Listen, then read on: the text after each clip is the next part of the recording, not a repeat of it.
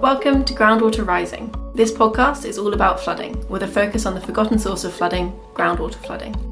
Groundwater flooding is the least understood, least monitored, and least reported on. It is often left out of the conversation, so we're a podcast dedicated to changing that. I'm Katie Hargrave-Smith from Project Groundwater, and in this podcast I will be speaking to community members from around the UK who have to deal with groundwater flooding, and industry experts trying to help them. Together, we will uncover the latest research, innovation and strategies from the water sector, academia and beyond. Today, we're diving into the thing that often drives decision-making and funding availability: data. In flood risk management, communities and the organisations trying to help them are often told they need concrete evidence of flood risk before any action can be taken. They also need evidence that the actions they are proposing will work, and that evidence is all in the data. But what do you do when you have new and innovative ideas but there's no data to back them up yet? Project Groundwater, and therefore Groundwater Rising, is funded by DEFRA as part of the £200 million Flood and Coastal Innovation Programmes, which is managed by the Environment Agency. The programmes will drive innovation in flood and coastal resilience and adaptation to a changing climate. But with such an extensive programme of projects, how can you effectively manage the data? And how do you ensure it's utilised properly? Joining me today to talk all things data is Vivian Quynh Pham. Vivian is the Knowledge and Benefits Lead for the Flood and Coastal Innovation Programme. Vivian started with a background and diploma in music, from there transitioning into civil engineering at university and then pursuing academia in human geography with a focus on mould in social housing and dementia-friendly design in Australia and the Middle East. Ultimately, they have ended up working in London for the Environment Agency as a pipeline advisor, developing new projects whilst considering socio-economic implications, and now working as the Knowledge and Benefits Lead. Vivian, thank you so much for joining me today. Thanks for having me. So I guess it's around the topic of data. I think when a lot of people chat with me, they think I'm a little bit of a data nerd, but I really wanted to kind of highlight, I've had quite a bit of a broad background studying in classical music, moving around civil engineering and human geography. I think at the core of what I do, what I find really interesting, is honestly data and storytelling. How can data feed into fantastic stories that can inform wisdom and things that we are essentially doing day to day, but also kind of help us deliver better outcomes for our environment, for our people, and really considering the wider world around us. So I'm also really passionate about social justice as well. So it isn't all about data, but I think data does inform a lot of what I do. So it does sound like you're one of the people who love data. You get excited about a spreadsheet, I assume.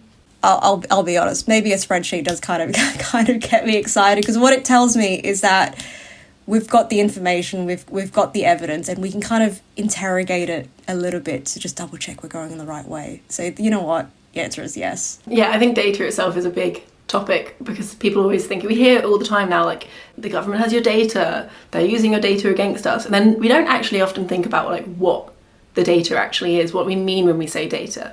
So I guess in the context of flood risk, what do we mean when we start talking about data? One of the things I want to highlight is people thinking about data in terms of digital data, exactly what we're doing. I'd like to think of data just not as numbers, but also kind of records of what are things that are actually happening. So some people think, data in terms of numbers, like how much rainfall has happened, how much is the water rising, how many properties are protected. That's just as important, but the other types of data I'm also really interested in is the qualitative types. What is the data telling us stories about how people are responding to flooding? How do they feel in the certain moment?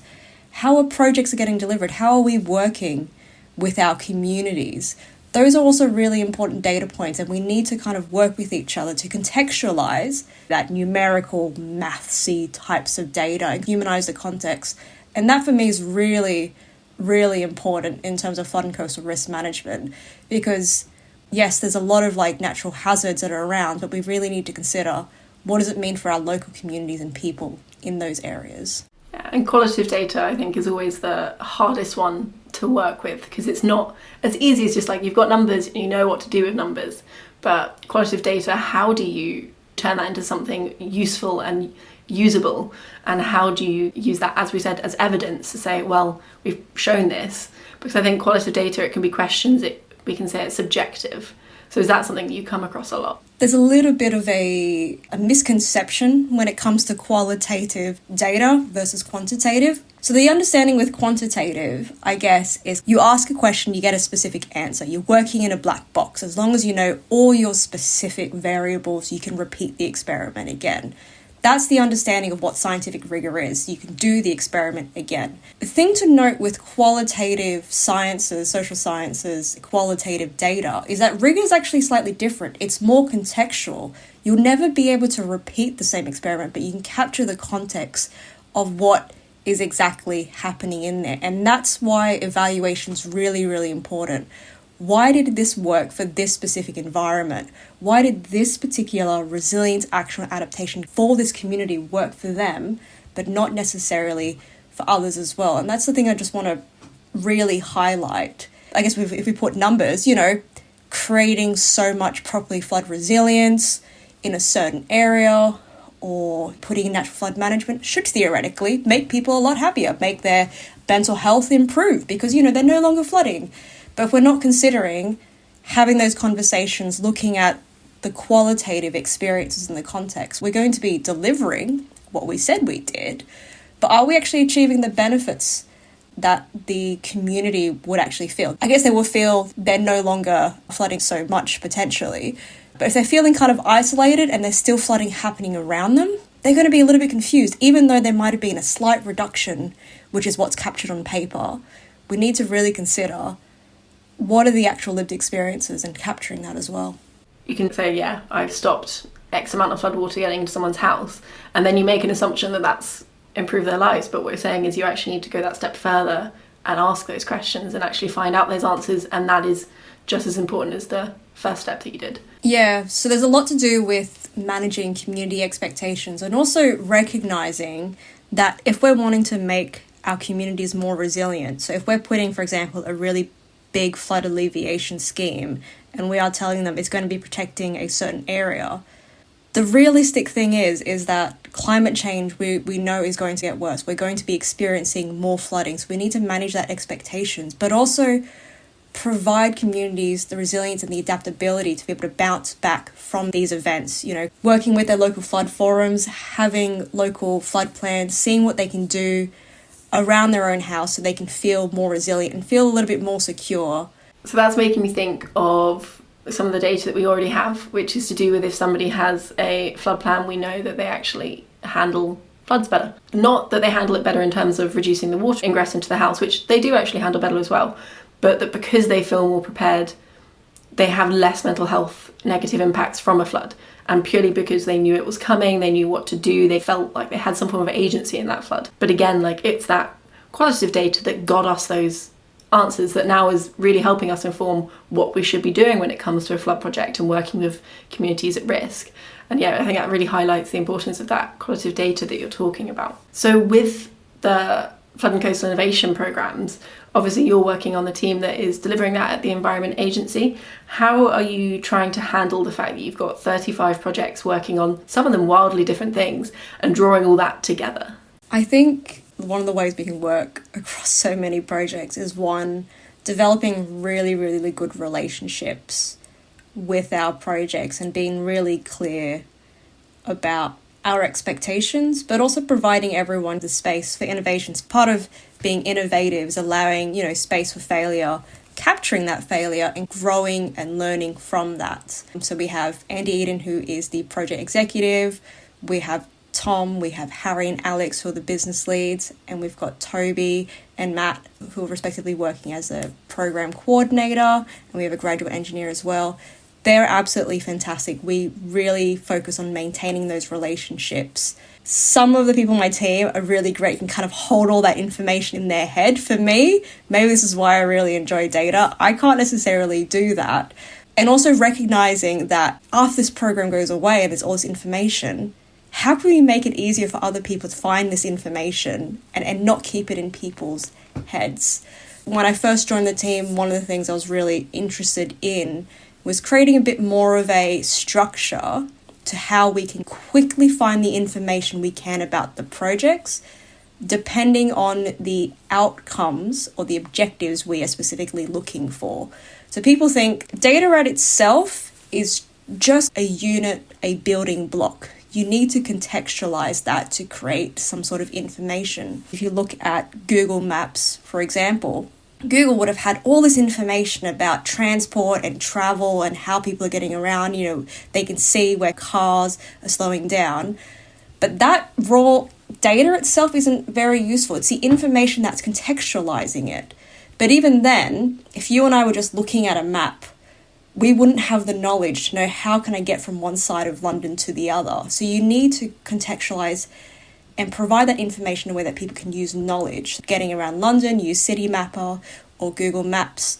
Wisdom is the extra bit, which is what we want people to pull from. Wisdom is knowing that I need to get across London in the next 2 hours. I should probably check this up now.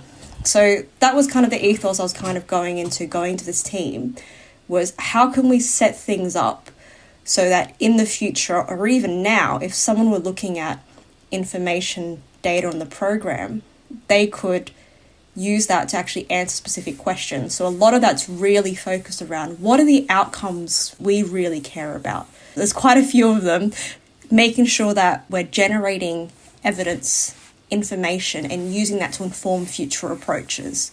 So that's primarily the way we're looking at it. And then obviously there's a bit of data structuring, which I won't get into, but it just makes it easier. So if you're interested, for example, specifically in groundwater flooding, we've set up the data so you can specifically look at, I just want the raw data because I am a data scientist and I want that. This is in this location here. That's one type of user that I'm aware of. But I'm also aware a lot of people are like, you know what? I'm not too much of a data type person. I just want to know if I'm working with a community undergoing groundwater flooding, what are the main things I need to take away from it? If I'm starting a project, I've had the wisdom to reach out and kind of see what's happening. What can the information provide knowledge to me and like how I should be engaged in the community?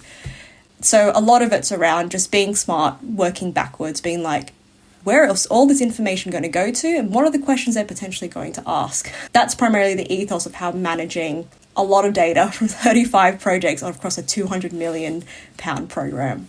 And is that what you had to do when you were first setting this up, is sort of put yourself in the mindset of people who might in the future use that data? I'm going to pretend I am this person and that. So is that the method that you used? Yeah, very much so. Going into the user's mindset, who is this information actually for? So looking at different type of practitioners, because everyone who's delivering the program right now, if you've ever worked in project or program teams, there's a wide range of roles in there, from the project manager trying to keep things in track and online. They're going to know what does it take to deliver an innovation program, to your community leads being like, how do I engage with individuals, to your hydrologists or people working in education. There are specific information they're interested in. So that was definitely one thing which I need to think about, is like, how can we make sure it's accessible to them? But also, as part of the innovation program, we were very clear that we wanted them to deliver specific outcomes, or I guess resilient actions, which is what I called them. For example, delivering nature-based solutions or delivering improving community resilience. So we wanted to be able to find information on that as well, based on the outcomes that we care about. Another one being coastal transition. So there's two ways you can essentially look at the information, and that's how I essentially structured it. Because sometimes, people don't know what they're looking for. They're like, I'm just coming in here. It's like, oh, you know what? I'm interested in what coastal transition is. I've never heard of that. Let's have a look around at it. So yeah, it's a two-pronged approach, essentially. And how do you feel about the data for data's sake approach? And by that, I mean, sometimes people are like, we'll just gather everything. Anything might be useful and we'll just gather it. But then they don't necessarily think about the end use. Yeah, I'm not a fan of that, because you then get huge data fatigue and then you reduce the quality and the quantity. Well, I guess you reduce the quality over the quantity of data. So one of the things that I've been very, very clear when trying to collect data or going to collect data from the projects is being like, everything I'm collecting, we're asking you, has a very clear link to an outcome that we're looking at.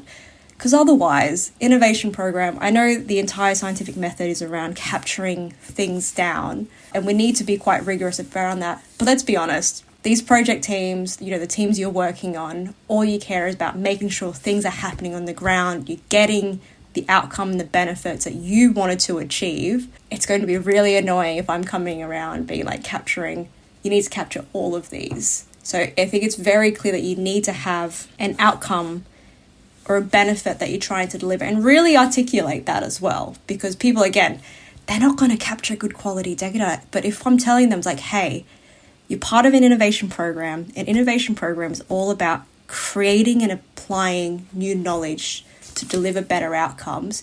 Everything you're doing right now is actually innovative because it's very contextual to your area. It might not feel that to you, but I'm telling you, it is.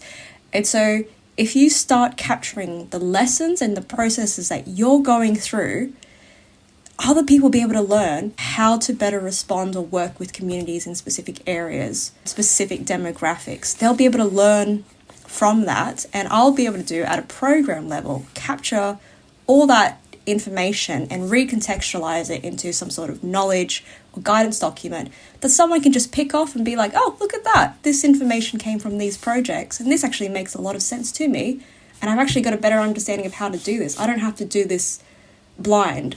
If you tell that story to someone, they'll feel, it's like, oh, okay, no, I get why you're capturing this. I'm going to put in a little bit more extra effort. But also they can look back and see, oh, wow, we've actually done a lot. Yeah, and something you mentioned earlier about like failure is, I think, really key to this program and the data that we're collecting, because it's the idea that a failure is actually in some ways a good thing because it's good data. Because if someone does something that you're like, well, we don't know if this is going to work, but no one's done it before, so let's try it. And a great example is on Project Groundwater that we're doing nature-based solutions for groundwater flooding, which has always been the assumption that it wouldn't work, but then no one's ever done it. So we're actually doing it and we're going to test it. And it could be, yes, we now have conclusive evidence that in this situation, it doesn't necessarily reduce groundwater flood risk. Hopefully it will have some other benefits, but for groundwater flooding, but maybe actually it does, and maybe it has just that small reduction that does help people, but it could be a failure and we're going in knowing it. But that failure is still really useful because it just means that then in the future someone's like, oh, we know that this particular type of nature-based solution doesn't work for groundwater flooding, or potentially it like actually could exacerbate groundwater flooding. We don't think it would, but they would know that, and that could be used. So like, are you actively looking at recording failures within this project? Yes, and the other thing I want to point out is the failure might have not worked due to that specific context as well. So this is where qualitative information becomes really, really useful. The main thing to kind of note around failure, I'm going to use a musical metaphor for this. If you're playing with a group, if someone played one wrong note, you can hear it. But if everyone pauses, it kind of really stands out. But if you start blending it into the music, that actually works quite well. Same with like improv comedy.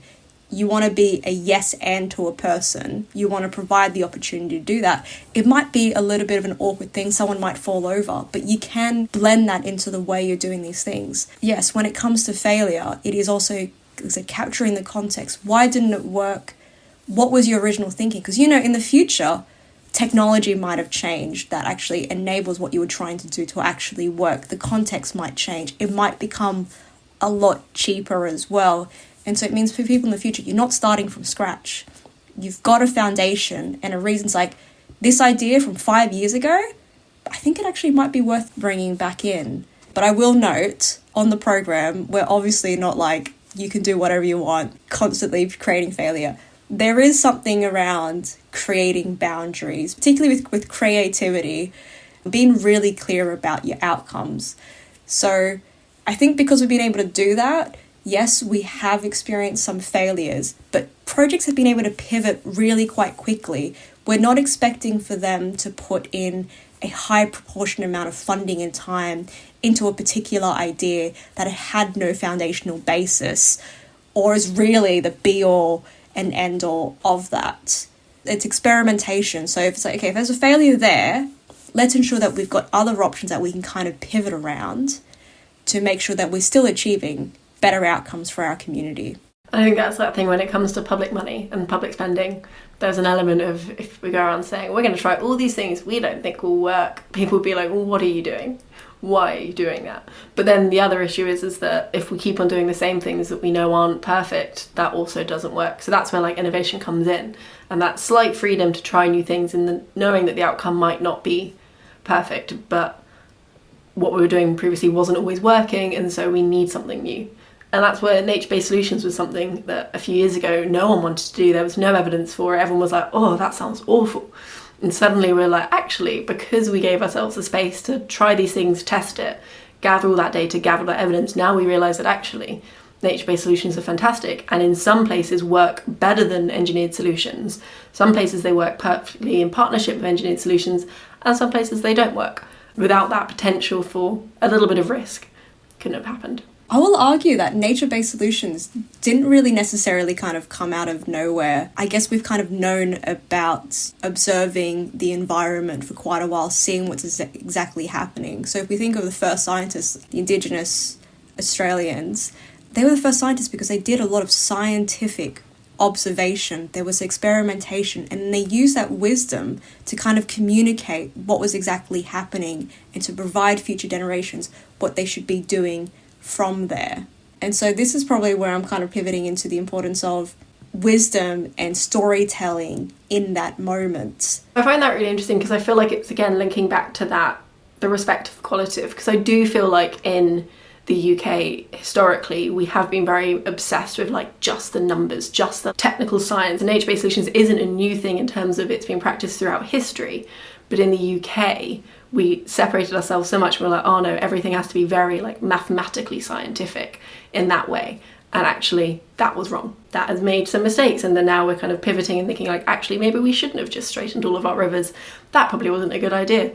And these are all the issues that have come of it. And actually now we need to work with nature again. Part of it's refining the mathematical models, but also contextualizing it within the world we live in. A lot of these mathematical models are very black boxes. Yes, it is the best that we've got. You know, using public money for public good means that we need to have the rigor and the process to explain what we're doing, but we need to really balance that with ensuring that we are informing the public with what is happening. I think when we're talking about qualitative and quantitative sciences, I'm really thinking back to a book, Sapiens, by Yuval Noah Harari.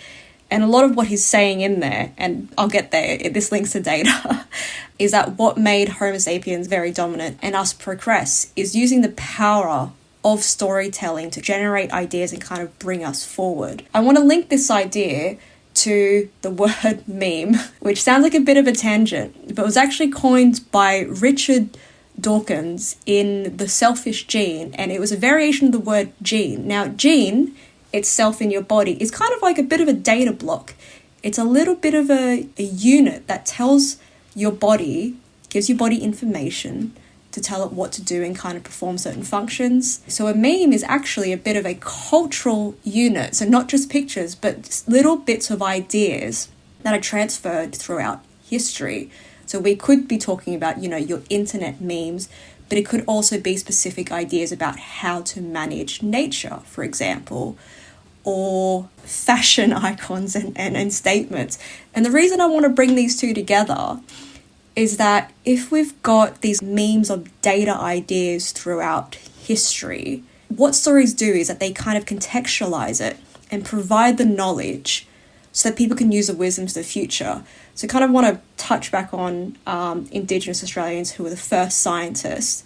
Through their scientific inquiry and their scientific observation, they were building little bits of data points, experimenting.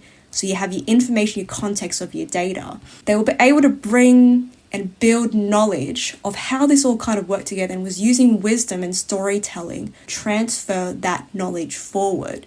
So in all of that, storytelling and informing the future approach is actually built off you both what you see, your quantitative observations, but also your qualitative understanding of what the environment is, how things are changing as well. The way I see data is not just quantitative and qualitative and stick just by itself. The importance of making sure we have that transition so we're able to communicate stories of how we were able to create innovations in the flood and coastal resilience space because we had those data points, because we contextualized them, and because we were able to communicate them as well. And that's a lot around resilience. Building the resilience of our communities is not just protecting them, because we can't protect forever. Building the resilience also means building knowledge and wisdom so people know what they can do the practitioners can know what they can do, and from like the Environment Agency, the UK government's perspective, what we can do to help. And I feel like when we're talking about storytelling, it's that way of presenting the data. So you have the data, but the story is how you tell it. And you're right, storytelling is, I think, just incredible. Because when I made that comment about we shouldn't just straighten rivers, that was a mistake, I know that because of a story, because of that incredible comic that was created for flood risk, and it was all about, I believe, like an otter talking to a little girl and like teaching her about what happened when the river got straightened, and that stuck with me more than any data. If you had given me just the numbers, it wouldn't have stuck in the same way, but because it was presented to me in such like a lovely story, I was like, that makes sense to me now. I can visualize this, I can see this, like it has a little bit of emotional connection. But I love stories. I think a way of presenting data like that is so much more accessible, so much more understandable, so much more interesting. But to do that, you need to really understand what you're talking about. I think this is why on the program, yes, we are collating a lot of information, but I'm constantly telling the projects, what are your lessons learned? We're going to be capturing, writing them down. We're really focused on them not just delivering physical outputs from what they're doing, but the entire process, they're learning certain things as well. So we're also expecting projects to provide us what I consider knowledge assets. What was it about their project management culture which allowed them to deliver much more effectively? Oh, so they're working in a specific area, nature-based solutions or property flood resilience. What type of blueprint were they kind of doing in that space? So not only are they delivering as well, they're also delivering knowledge and contextualizing it so other people can take it on and use it. There is the extra step. So what we have found is a lot of projects, and rightfully so, are spending a lot of time on engagement and translating into those stories about specific things that we can do to increase the resilience of communities. It isn't just for community, but also for practitioners as well. Ways for us to remember to be like, okay, these are certain things we really need to be thinking about. I can't hold so much data in my head, but I can hold a really good story. And I think that's pretty important. Yeah, and I think what you said there was really interesting about the context isn't just of where they are, but the team that's working on it as well. And is that something that you're actually looking into and trying to understand and have some data on? Is like the difference between the people who are actually doing the work. I will say it's of interest to me. I will say I've got a lot of data, outputs and outcomes I need to hit. And I don't know if we'll necessarily get there yet, but I have found from what I've been observing in our program is that we've got a lot more diversity in our project teams than typical project management teams within our area. And then what I've seen as well, a lot of like neurodiversity as well, which has made teams quite agile.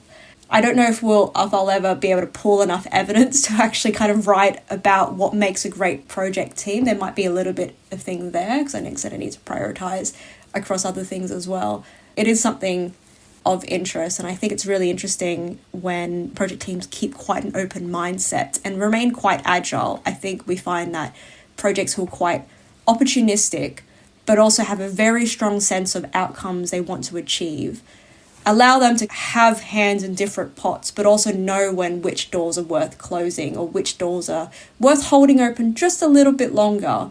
It must be difficult having like all of this different data that you can see, like you're like, oh, I can spot a trend there, but not necessarily having the time and the resources to actually sit down and work with it. We touched, I think, a little bit on risk earlier, and we talked about failures. But I guess there's this other thing of when we're doing innovation projects, when you're testing out new ideas and you're looking for new data, is there any risk or any chance that the new data that comes about disagrees with the existing data that we already have, or goes against what previously, for example, the Environment Agency who's running this had been like saying and thinking? And then how do you handle when you're getting this new data that doesn't always work with their existing data? I think at the core of it, with any scientific method, having data that disagrees with what's been said before, it's part of progress and what we're learning, what we're doing. Obviously, that data has to be contextualized and we need to have a really good understanding of where that data comes from. But I wouldn't say it's necessarily a bad thing. But when it comes to, I guess, comparing that to standardized government or environment agency data, this is where it gets a little bit difficult, because obviously we're working, trying to provide public good and using public funds. So there's an expectation that there is a very rigorous methodology behind the current data to explain why are certain properties at risk, why are certain schemes in place, and why haven't things been done. What that means is that if we've got new evidence coming in, we need to work together with that to understand where the gaps are. This is a long process. It's a bit frustrating, I get sometimes, when people be like, I can see it, but there's a reason that it needs to be really rigorous, the data that it's built on, because we need to be able to hold this up under scrutiny and really explain this is why we're putting money in this certain direction. Data coming in that is opposing or slightly different isn't necessarily scary. I will say most of the time, I haven't actually seen opposing data. What I have seen data is it provides a specific more granularity, because when you're looking at doing analysis, the scale genuinely matters. So if you try to do an analysis on a global scale, you can get results, but it might be quite course. And so you can imagine for like a big national program or a national team, if you're doing analysis across England in its entirety, you're going to get that national level data. You're not going to get at the street level. So what I generally find is I've seen projects that have the more precise data. So it isn't actually conflicting. It's just providing more context to it that we weren't able to do at very specific levels. As you can imagine, there are so many streets, thousands, millions of streets in the UK. Running that would probably take a lot of energy, probably more energy that's very unsustainable to run. So we need to consider that as well. The Environment Agency, the government, is like a trusted source of information. So you can't just add a new stat onto it without actually having checked it, like I said, the rigour with which you do that. It does make sense. But then how do these projects, if they do come up with all this new data that you're like, actually, we do want to do that, what would the process be for the Environment Agency to then say, okay, so we do think this is a correct statistic that they've come up with this new data? Yeah, how would you get that from just the project's outcomes to something that the Environment Agency is holding themselves and is putting out there? Ooh, this is actually a really big question, because the people behind all the current processes, it's people. It's also just not one team or one person. You're dealing with multiple different groups because you have experts in various different areas as well. And so you can imagine working with them can take quite a long time. The importance is, because it's working on our projects are working in the program right now, they've got direct links to these experts. They can have direct conversations with these experts, and they can be like, okay, experts, this is what we found. What do you need from our side to help shift the model of understanding that we're working on to be a little bit more realistic of things that happen in the ground? That discussion can happen, it can happen in different ways. One is, I've mentioned, of scale. Sometimes it's just the Environment Agency can't do that amount of analysis down to that specific scale. It would take too much effort, essentially. So that's why we have really big models, such as like NAFRA 2 coming out, which is looking at flood risk across the entire country. But you can imagine it won't be precise down to the exact centimetre within your household. You need specific local models to be doing that. Running it back to your question, if we're wanting to do that, it's honestly just working with the current experts, working with them to understand what's wrong, where the shifts would need to be made, and providing, again, that data, that information, and that context so we can start working together to shift things in a certain direction. But I think it's a lot to do with any scientific method, really. It's one big collaboration, and it does take time, but it will change, it will move. And it sounds like, so the projects should be working, if they come up with something they think, oh, this is new and this should be talked about, they should be going to those teams that hold that existing data and being like, let's talk about it. And that's what I think a huge role of the program team is highlighting and creating those opportunities. So we've got side of the data, we might be like, oh, that's really interesting. We have 3 projects coming up with similar outputs for this question. All right, let's see if we can get them to kind of come in, talk about what's actually happening, and then we kind of link them up, if it's specifically around Environment Agency data, or maybe around how practitioners are delivering SUDS, sustainable urban drainage systems in general. Let's take them to where the trusted sources are and see if we can kind of adjust the guidance a little bit, or understand maybe why we can't adjust the guidance. Maybe there isn't enough information, or maybe there's a specific reason why certain things are the way they are. So it's definitely connecting that new information to very much trusted sources and seeing what they say and influencing them, informing future approaches. And is there anything you think we've not covered when it comes to talking about data, and specifically data within flood risk? Third thing I wanted to say around kind of data and flood and coastal risk management is the importance of moving away from thinking about protection into moving into a place of adaptation and resilience. I think I might have used the word protect a few times, and I think that's my civil engineering biases come in. But a lot of the idea about protect was based off the idea that we can, concrete ourselves away from natural hazards that are exactly happening. We can build all these big flood walls, we can build all these concreted areas, and then, if it gets worse, we'll just make them entirely bigger. And you can imagine that type of thinking is very much based on a quantitative data mindset of there's a lot of water, let's hold it back. And we need to be obviously moving into a space of thinking about adaptation and resilience. So not just thinking about adaptation of our current existing flood infrastructure, but what are things we can work around it? So, if our existing flood infrastructure, nature-based solutions, community infrastructure resilience, and a lot of that really depends on us making sure that we have the right qualitative data, but also being very clear and ensuring that we can actually quantify and qualify the benefits. Because I think people can look at a wall and feel protected, they feel an immediate benefit. But when it comes to nature-based solutions, when this came out first, people were like, what's actually happening here?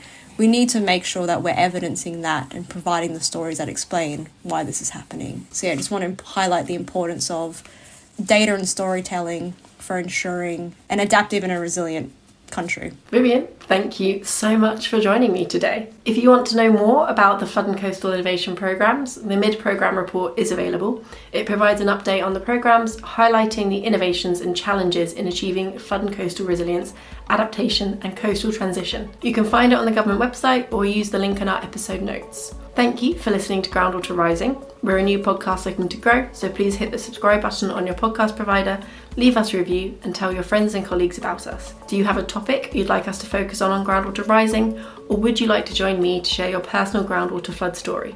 Please email me on groundwaterrising@projectgroundwater.co.uk. That's all for now. We'll be back on the last Thursday of next month with another episode of Groundwater Rising.